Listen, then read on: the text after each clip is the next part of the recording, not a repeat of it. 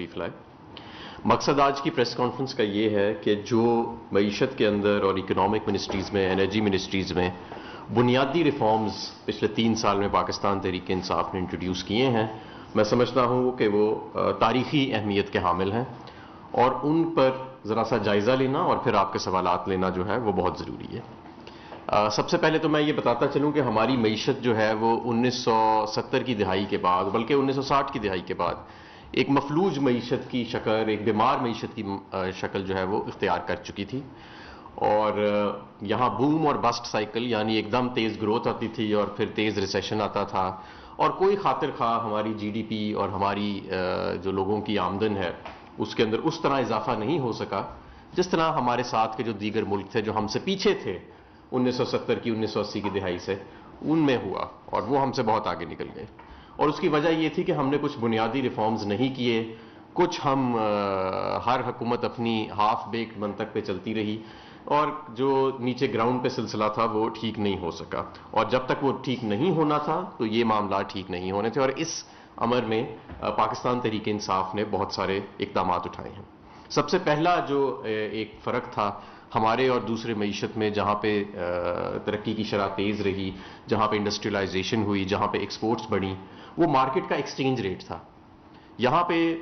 وقت کا وزیر خزانہ فون اٹھاتا تھا، اسٹیٹ بینک آف پاکستان کے گورنر کو کہتا تھا کہ یہ ایکسچینج ریٹ ہوئے گا. اسٹیٹ بینک کا گورنر پھر قرضوں پہ لیے ہوئے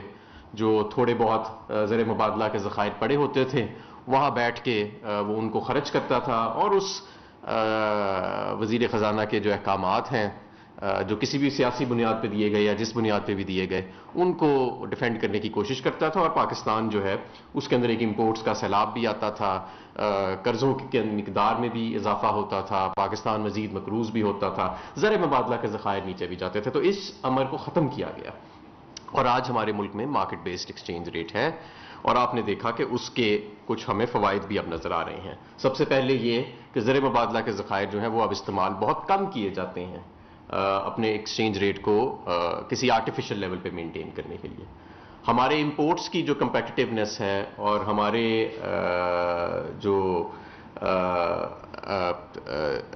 جو ایکسپورٹس کی کمپیٹیٹیونیس ہے اس کے اندر اضافہ ہوتا ہے. نمبر 2، کسٹمز پالیسی کو ایف بی آر اور ٹیکس سے علیحدہ کیا گیا. اب منسٹری آف کامرس جو ہے وہ ایف بی آر اور ٹیکس جو ہے اس کی پالیسی جو ہے اس کا کسٹمز کی پالیسی کا تعین کرتی ہے، اور اس سے ہم سمجھتے ہیں کہ ہمارے جو بہتری آتی ہے، ہمارے را مٹیریل جو ہیں وہ کم پرائس میں ہوتے ہیں. پہلے آپ کو یاد ہوئے گا ماضی کی حکومت میں خاص طور پہ کسٹمز پالیسی کو استعمال کیا جاتا تھا اپنے ٹیکس ریونیوز کو بڑھانے کے لیے، اور اس سے بھی ڈی انڈسٹریلائزیشن ہوتی تھی. اب ان ساری چیزوں کے نتیجے میں جو کسٹمز پالیسی کے اربوں روپے کی، میں سمجھتا ہوں کہ 200 ارب کے قریب ایسی ان پٹس ہیں جن کے اوپر زیرو ٹیکس جو ہے وہ کر دیا گیا ہے، اور اس سے بھی ہمارے ملک میں انڈسٹریلائزیشن کو فروغ ملا ہے، ایکسپورٹس کو فروغ ملا ہے. آپ نے دیکھا کہ پچھلے سال 12% تک لارج اسکیل مینوفیکچرنگ کی گروتھ ہوئی، ڈی انڈسٹریلائزیشن کی گروتھ ہوئی، ڈی انڈسٹریلائزیشن کو ریورس لگا. ایکسپورٹس جو پچھلی حکومت میں نیچے گئی تھیں وہ انشاءاللہ تعالی اس سال ہم $30 ارب پہ لے کے جائیں گے، اور ان کے اندر ان ساری پالیسیز کا مارکیٹ بیسڈ ایکسچینج ریٹ، ہماری جو کسٹمز پالیسی کو علیحدہ کرنا ٹیکس پالیسی سے، ان سب کا ہاتھ تھا. فیٹ ایف کی کمپلائنس پاکستان کی بہت بری رہی. پاکستان پہلے بلیک لسٹ میں بھی رہا، بار بار گرے لسٹ میں رہا. پہلی مرتبہ ایسا ہوا کہ ہم نے جو ریفارمز کیے اس کے نتیجے میں پاکستان میں پوری دنیا جو ہے وہ فیٹ ایف کی کمپلائنس کی تعریف کر رہی ہے پاکستان کی، اور جو 27 نکاتی ایجنڈا ہمیں دیا گیا تھا جو ساری دنیا سمجھتی تھی کہ اتنے چھوٹے عرصے میں یہ مکمل نہیں کر سکیں گے، پچھلی حکومت کے دور میں دیا گیا، اس میں سے ہم 26 پوائنٹ مکمل کر بھی چکے ہیں. اسی طرح جب نئے بجلی گھر لگائے گئے، جب نئے سودے کیے گئے، کاسٹ پلس ٹیرف پہ لگائے گئے، ہائی ریٹرن آن ایکوٹی پہ لگائے گئے، تو پچھلے جو آئی پی پیز تھے، پرانے آئی پی پیز، ان کی طرف نہیں دیکھا گیا کہ ان کی فکسڈ کاسٹس کیا ہیں، ان کی ریٹرن آن ایکوٹی کیا ہے. جو انیفیشینٹ جینکوز ہیں پہلے ان کو بند کریں، پھر نئے بجلی گھروں کا کرایہ جو ہے وہ بڑھائیں. تو اب ہم نے دیکھا کہ آپ نے دیکھا کہ آئی پی پیز کے ساتھ بھی جو ری نیگوشیٹ کیا گیا اور اس کے امر میں بہت زیادہ جو ہے وہ بہتری آئی. اس کے ساتھ ساتھ ہم نے آئی جی سیپ ماڈل انٹروڈیوس کیا. یعنی پہلے یہ ہوتا تھا کہ حکومت فیصلہ کرتی تھی کہ فلانے کاروباری گھر کے ساتھ یا فلانے کسی انویسٹر کے ساتھ ہم نے سودا کرنا ہے، وہ اس کو ایک گارنٹی کرنا ہے 30% ریٹرن آن ایکوٹی، اس کو ہم نے کاسٹ پلس ٹیرف دینا ہے، یعنی اس کی ساری کاسٹ کو کور کرنا ہے، پروفٹ اس کا گارنٹی کرنا ہے، ٹیک اور پے سودا کرنا ہے، اور ساورن گارنٹی دینی ہے، یعنی ہر طرف سے اس کا رسک جو ہے اس کو انسولیٹ کر دیا جاتا تھا اور اس کا پروفٹ جو ہے اس کو گارنٹی کر دیا جاتا تھا. تو یہاں پہ پھر ہم نے اس کو بھی چینج کیا اور ہم نے یہ فیصلہ کیا کہ آئی جی سیپ ماڈل آئے گا، اور اب اس ماڈل کے تحت ہم ایک کمپیٹیٹیو اوپن آکشن کے تحت اب مزید بجلی اپنے سسٹم میں ایڈ کریں گے، کمیٹڈ پروجیکٹس کے علاوہ جن کے یہ سودے کر گئے. اگر ایک ایکسٹرا بجلی حکومت کو چاہیے ہوئے گی تو وہ اوپن کمپیٹیٹیو پروسیس کے ذریعے ہوئے گی، اس کے اندر وہ شرائط نہیں ہوئیں گی جو پہلے ہوتی تھیں، اور وہ بند کمروں میں سودے نہیں کیے جائیں گے. کل آپ نے دیکھا کہ اچھا اسی امر میں پہلے جنریشن پہ فوکس کیا گیا، ٹرانسمیشن جو ہے وہ پیچھے رہ گئی، یعنی آپ نے کیپیسٹی اپنی اتنی ساری لگا لی اور آگے ٹرانسمیشن جو ہے وہ آپ آگے نہیں لے کے جا سکے. تو ہمارے دور میں ان کے دور میں زیادہ سے زیادہ جو بجلی ٹرانسمٹ ہوئی تھی وہ 20,800 میگا واٹ ہوئی تھی، اور ہمارے دور میں آلریڈی 24,700 میگا واٹ ہم پچھلی گرمیوں میں ٹرانسمٹ کر چکے ہیں، اور جب ان شاء اللہ تعالیٰ 2023 آئے گا تو ہم 30,000 میگا واٹ کے قریب ہماری ٹرانسمیشن کی کیپیسٹی ہو چکی ہوئے گی. تو ہم نے اب جنریشن کو چھوڑ کے ٹرانسمیشن پہ فوکس کیا ہے، کیونکہ اصلی باٹل نیک وہی ہے. ہم نے ہماری گورنمنٹ نے کے دور میں جو پروجیکٹ شروع ہوا صرف پہلے کاغذوں میں تھا، ہم نے آ کے اس کو شروع کیا اور تکمیل تک پہنچایا. وہ 4,000 میگا واٹ کی H V D C transmission line ہے، 800 کلومیٹر پر محیط ہے یہ، اور یہ state of the art D C A C D C model کے اوپر آلریڈی اس کے ذریعے آپ کے جو ساؤتھ کے لوڈ سینٹرز ہیں وہاں سے نارتھ میں بجلی ٹرانسمٹ ہو رہی ہے. کل ہم نے نیلم جہلم پروجیکٹ کی بھی بجلی کی ٹرانسمیشن جو ہے اس کو فیز 2 کو مکمل کیا، اور اس سے نیلم جہلم ہائیڈرو پاور پروجیکٹ اور کرات ہائیڈرو پاور پروجیکٹ جو ہے اس کی بجلی جو ہے وہ سکسیسفلی ہم سیالکوٹ اور گجرانوالہ ریجنز میں سپلائی کر سکیں گے، اور وہاں اوور لوڈنگ کی وجہ سے جو لوڈ شیڈنگ ہوتی تھی گرمیوں میں اس میں خاطر خواہ کمی آئے گی. اسی طرح ہم نے جو اگلا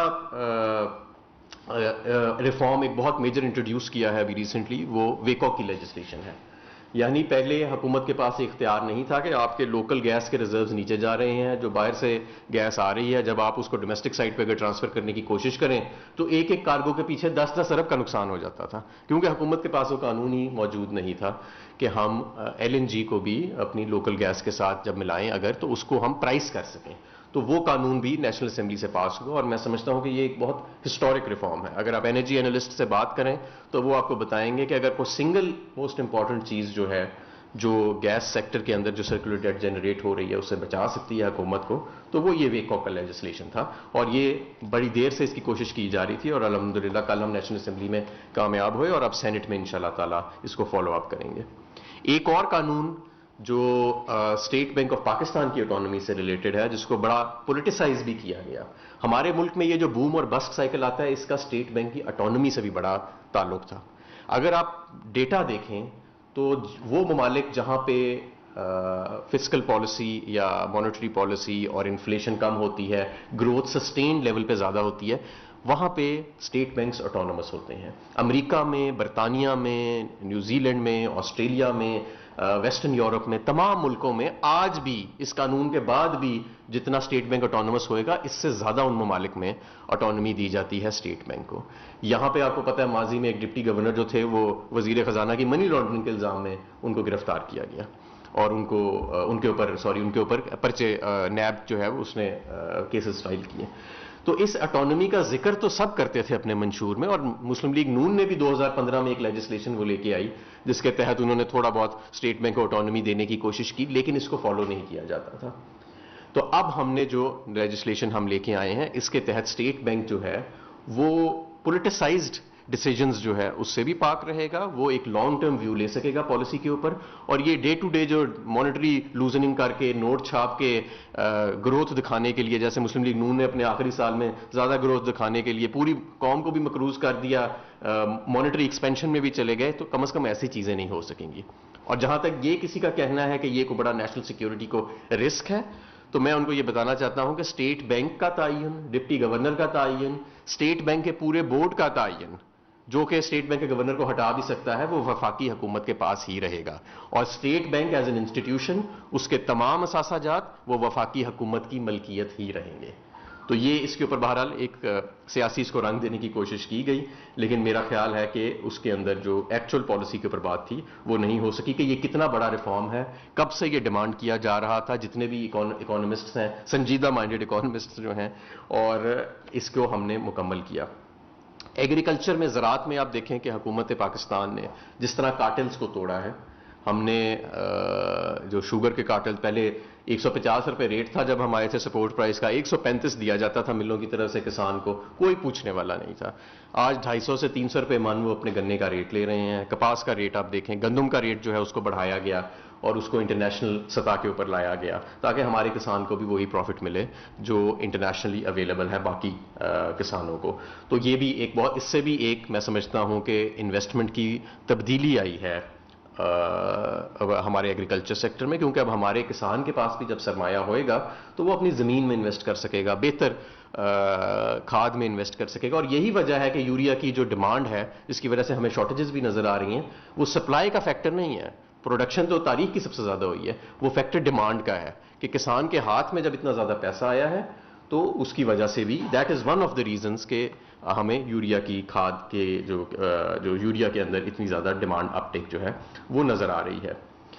اس کے ساتھ میں آپ کو یہ بھی بتانا چاہوں گا کہ ایک آج کل جو بہت زیادہ بحث ہو رہی ہے وہ فیول کاسٹ ایڈجسٹمنٹ کے اوپر ہو رہی ہے۔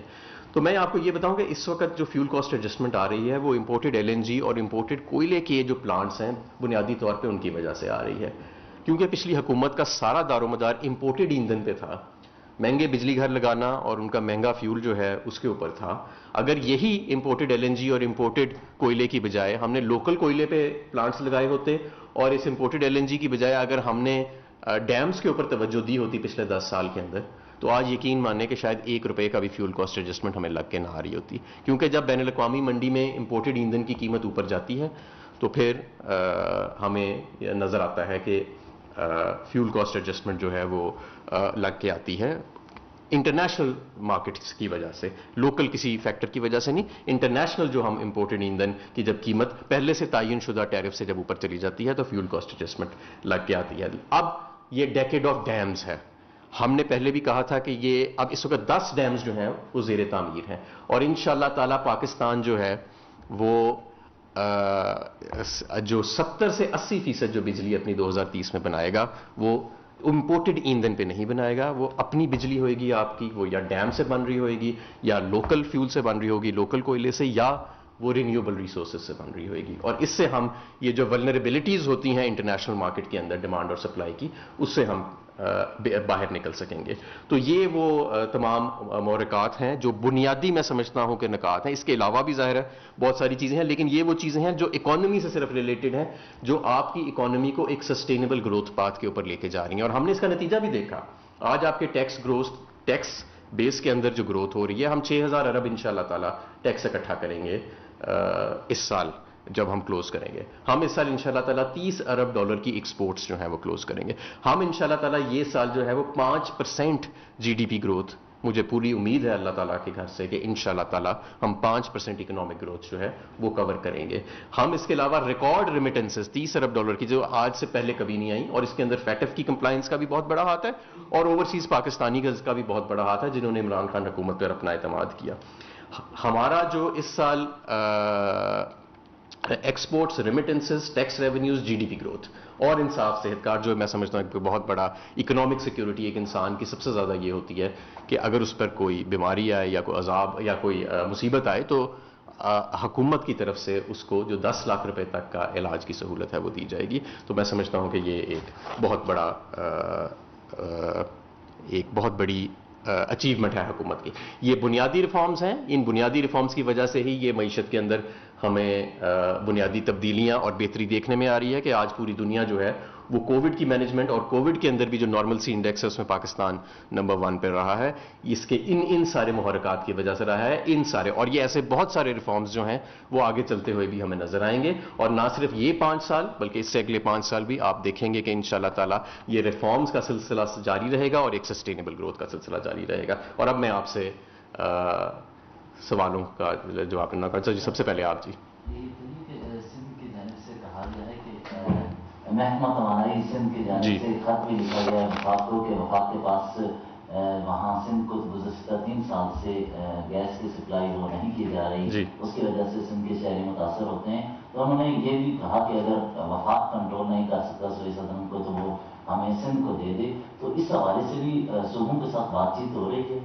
بالکل ہو رہی ہے. دیکھیں جی وہ تو ظاہر ہے کہ سندھ کارڈ ہمیشہ سندھ حکومت کھیلتی ہے ہر بات کے اوپر، بٹ حقائق ذرا تھوڑے مختلف ہیں. سندھ جتنی گیس بناتا ہے آدھی تو وہ non pipe line quality gas ہوتی ہے، یعنی وہ سندھ سے باہر آ ہی نہیں سکتی. تو آدھی گیس تو ویسے ہی سندھ کے اندر ہے. جو پائپ لائن کوالٹی گیس بھی وہ بنا رہا ہے اس کی بھی اکثریت سندھ میں ہی استعمال ہو رہی ہے. اور اس وقت جو ہے وہ سندھ جو ہے وہ اس کے اندر LNG بھی استعمال ہو رہی ہے. تو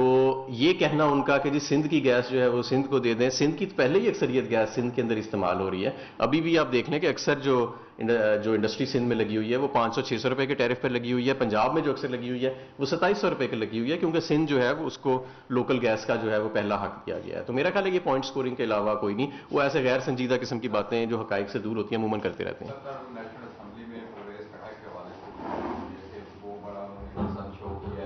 کہ جو KP کے اندر گیس نہیں مل رہی،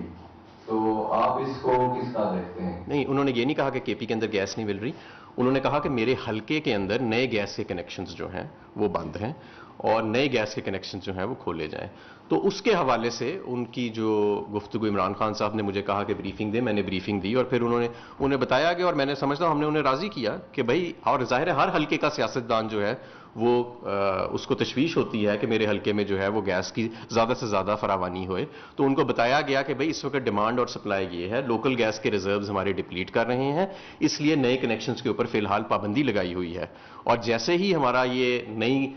سپلائی ڈالنے کا سسٹم کے اندر لیگل فریم ورک جو ہے وہ مکمل ہوئے گا تو ہم، اور جیسے ہی ہماری سپلائی جو ہے وہ ڈومیسٹک پائپ لائنس کے اندر ہم بڑھانے کی پوزیشن میں آ جائیں گے تو ہم آپ کو ڈومیسٹک کنیکشنز کھول دیں گے. اوگرا کا جو ڈیسیجن ہے اور اس کے بھی یہ مطابقت رکھتا ہے، اور میں سمجھتا ہوں پاکستان کی انرجی سیکیورٹی بھی اسی سے مطابقت رکھتی ہے. اچھا، ایک اور چیز، جس طرح کھٹک صاحب نے آپ سے سوال کیا تھا، یہ بڑا معاملہ اٹھا یا جو بھی چیز تھی، اس میں حقیقت کیا ہے؟ سوال کیا ہوا تھا؟ آپ کو روکا گیا تھا؟ اصل حقیقت نہیں، یہ بالکل غلط بات ہے. ان کی نہ تو میرے سے کوئی گفتگو ہوئی، نہ انہوں نے میرا نام لیا، نہ انہوں نے مجھے پوری میٹنگ کے اندر ریفر کیا. کیونکہ ہم رات کو کل 12 بجے تک اسمبلی میں تھے اس دن، ہم شاید وقت پہ اس کی تردید نہیں کر سکے. میں اگلے دن جب خود میں نے اخبارات اور ٹی وی دیکھا کہ جی کوئی بڑی بحث ہوئی، میری تو ان سے کوئی نہ مکالمہ ہوا، نہ بات ہوئی، نہ انہوں نے میرا ذکر کیا. انہوں نے صرف گیس کا ایک پوائنٹ اٹھایا تھا، عمران خان صاحب سے بات کی تھی. عمران خان صاحب نے کہا مجھے بریفنگ دے، میں نے بریفنگ دی اور اس کے بعد عمران خان صاحب نے ان کو بتا دیا کہ یہ جو حماد اظہر نے جو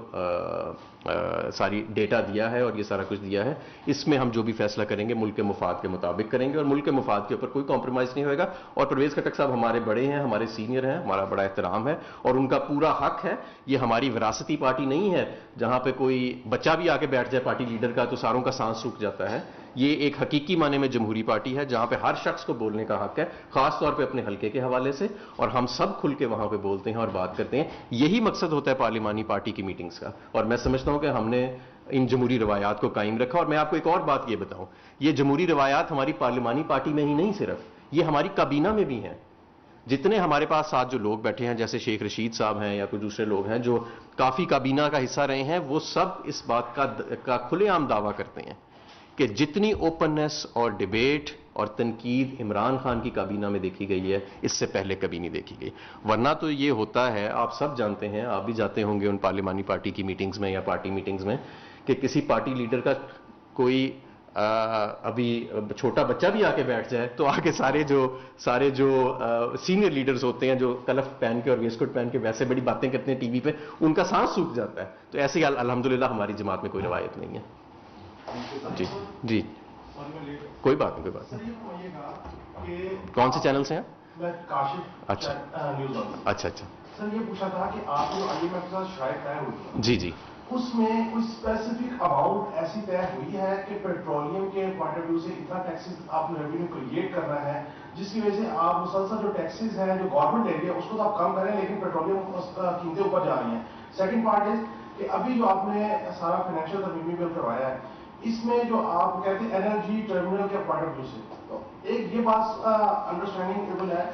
کہ جو LNG آئے گی وہ ڈومیسٹک کو جب جائے گی جی تو اس کی پرائس کا تعین جو ہے وہ اوگرا کرے گا، اس کی ایلیویشن کتنی ہوگی؟ جی دیکھیں، سب سے جو پہلا آپ کا سوال ہے کہ کوئی اسپیسیفک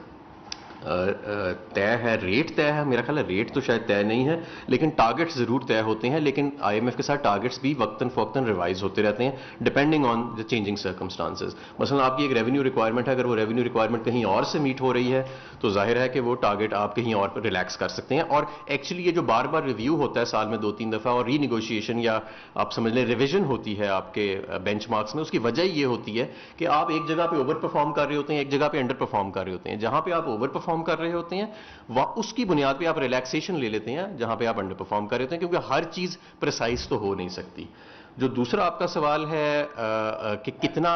आएगा, देखें ये तो हुकूमत का इख्तियार है, इस बिल के अंदर फेडरल गवर्नमेंट गाइडलाइंस ही देगी प्राइसिंग के हवाले से, ये वाज़ेह लिखा हुआ है। और ये वेटेड एवरेज है। अगर 70% लेट सपोज आपका सिस्टम गैस है और 30% LNG है, आपकी LNG की प्रोक्योरमेंट इस वक्त $12 की है, आपकी जो डोमेस्टिक की रेट है एवरेज वो मेरा ख्याल है $2-3 का है, तो इन दोनों को एवरेज आउट किया जाएगा फॉर सर्टेन कंज्यूमर, और स्लैब्स को भी हम फिलहाल मेंटेन रखेंगे। ये कब करना है? अच्छा, हर जरूरी नहीं है कि हर महीने में आप LNG को इंजेक्ट करें ऑन द डोमेस्टिक साइड, कभी कभी आपको नहीं भी जरूरत होगी तो उस वक्त आप प्योर गैस के फॉर्मूले पे भी चले जाएंगे। अगर विंटर्स के अंदर हो सकता है कभी कभी आपको जरूरत पड़े करने की, तो शायद आपको 10-15% कीमत बढ़ानी पड़े, लेकिन इट ऑल डिपेंड्स। इसका कोई एक आंसर नहीं है कि इंटरनेशनल प्राइस क्या है, नंबर 1 वेरिएबल ये होएगा। नंबर 2 कि आप मिक्स में कितना डाल रहे हैं। जरूरी नहीं कि जो 30% LNG है वो आप सारा का सारा ही डाल दें, हो सकता है आप उसका सिर्फ 5% डालें तो सिर्फ उतनी एवरेज आगे आके लगे। और नंबर 3 कि इंटरनेशनल मार्केट क्या जा रही है, तो डिमांड और सप्लाई के ऊपर भी ये डिपेंड करेगा। और कुछ सवाल? जी जी, लास्ट क्वेश्चन था कि RLNG के हवाले से जो है PSO और PNL इस टाइम उनके रिसीवेबल जो है तकरीबन 300 बिलियन के करीब है, तो उसको डोमेस्टिक जो कंज्यूमर था किसका जो नहीं, RLNG के हवाले से तो उनके रिसीवेबल्स 300 बिलियन से कम हैं, लेकिन एक्चुअली तो मकसद यही है उनके वेकॉक के कहा कि ये रिसीवेबल्स जनरेट होए ना। आप रियल टाइम के अंदर देखें, अभी तो ये है ना कि अगर मैं लेट सपोज ये जो रिसीवेबल्स भी जनरेट होए, आपको पता है कि साल में सिर्फ 2% अगर RLNG की डिवीजन होए तो उस पर भी 35 अरब का रिसीवेबल खड़ा हो जाता है, सिर्फ 2% के ऊपर। और इतना ही होता रहा है माजी में, मतलब माजी के सालों में आप देखें तो 2-3% से ज्यादा डिवीजन के। एक तो ये कि हमें इस लॉ के बाद ज्यादा डिवीजन करने की गुंजाइश मिल जाएगी, और जब हम डिवीजन करेंगे तो ये रिसीवेबल्स खड़े नहीं होंगे। मकसद इस weighted average cost of gas का यही है कि हम ये जो, क्योंकि आप देखें अगर आपके 9% के हिसाब से लोकल रिजर्व्स डिप्लीट कर रहे हैं, तो आपने उसको मेकअप अगर कहीं से करना है, और जहां से आपने मेकअप करना है या आप कर सकते हैं उसका आपके पास लीगल फ्रेमवर्क ही मौजूद नहीं है उसको प्राइस करने का, तो आपकी एनर्जी सिक्योरिटी तो मुल्क की खत्म हो गई ना। तो इस लॉ के साथ अल्हम्दुलिल्लाह मैं समझता हूं कि हमारी एनर्जी सिक्योरिटी जो है वो सिक्योर होएगी। और हम LNG के अलावा अगर हम लेट सपोज अभी आजकल में बातचीत हम शुरू कर रहे हैं इनिशियली रूस के साथ कि नेचुरल गैस की काज़ाकिस्तान के साथ एक पाइपलाइन यहाँ पे काज़ाकिस्तान के थ्रू लाई जाए, उस पर भी मेरी उनसे इस वक्त ऑफलाइन डिस्कशंस चल रही हैं, तो वो LNG से भी सस्ती होएगी, तो हम उसको भी अगर, लेकिन हमारी लोकल गैस से महंगी होएगी, तो अगर हम उसको भी अंदर लेके आते हैं तो उसको भी प्राइसिंग करने का हमारे पास मैकेनिज्म होना चाहिए। तो जैसे जैसे आपके लोकल रिजर्व्स डिप्लीट हो रहे हैं, आपको सब्स्टिट्यूट्स खड़े करने हैं, और उन सब्स्टिट्यूट्स के लिए लीगल फ्रेमवर्क जरूरी है कि आप उनको इस्तेमाल कैसे कर सकें। वरना ये टर्मिनल्स लगाने का और ये LNG लाने का कोई फायदा ही नहीं है कि अगर ये आपको नुकसान हो रहा है और आप बेच सकते ही नहीं है। जी, और कुछ? काज़ाकिस्तान से आप कह रहे हैं ये सीपेक का है? नहीं, ये सीपेक का ऐसा नहीं, ये रूस के जरिए आएगी। Thank you. वफाकी वज़ीर तवानाई हमाद अजहर इस्लामाबाद में मीडिया से गुफ्तगू कर रहे थे। उन्होंने कहा कि पाकिस्तान तहरीक इंसाफ की हुकूमत ने पिछले 3 साल में बुनियादी इस्लाहात की हैं। एक्सपोर्ट इस साल $30 अरब तक लेकर जाएंगे। उनका कहना था कि फैटफ के हवाले से हमारे इक़दामात की पूरी दुनिया तारीफ कर रही है।